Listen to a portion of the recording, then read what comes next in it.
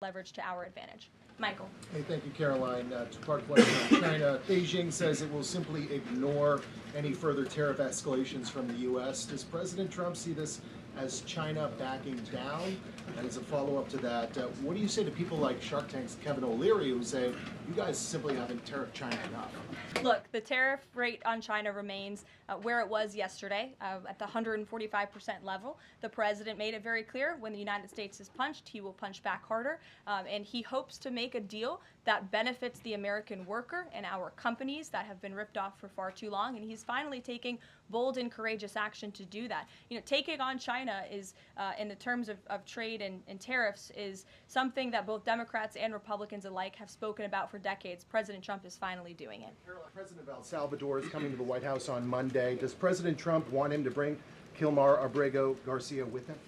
The Supreme Court made their ruling last night very clear that it's the administration's responsibility to facilitate the return, not to effectuate the return. I believe the Department of Justice just filed another brief in the lower court. I would defer you to that for any updates. But as you mentioned, President Bukele will be here at the White House on Monday to talk about the cooperation that is at an all-time high. And we very much appreciate President Bukele and El Salvador's cooperation and the repatriation of El Salvadorian gang members who the previous administration allowed to infiltrate our country. Sure.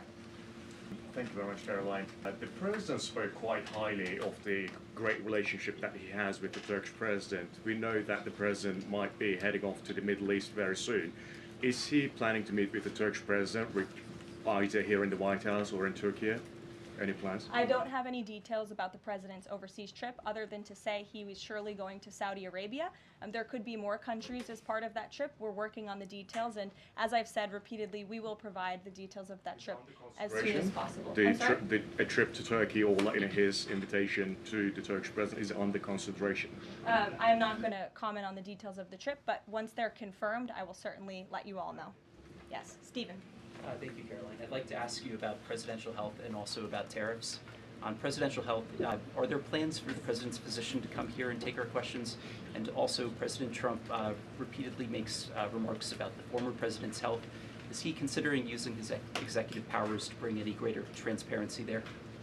As I have said, the president is undergoing his long-scheduled physical. It's a yearly physical that every president receives, and we will provide an update on that by the president's physician as soon as we possibly can. And about the former president and transparency regarding his health, are there...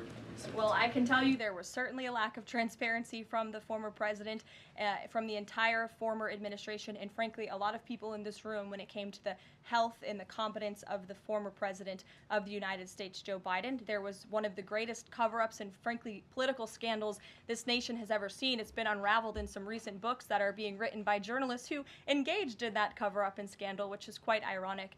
But this president is clearly committed to transparency. You in this room see him and hear from him on a daily basis.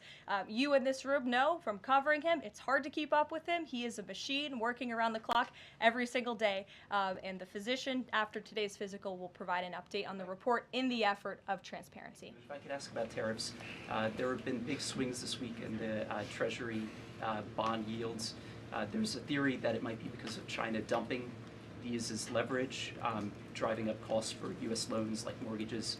Does the White House have evidence that this is in fact a result of Chinese dumping, and if so, is there a message on that?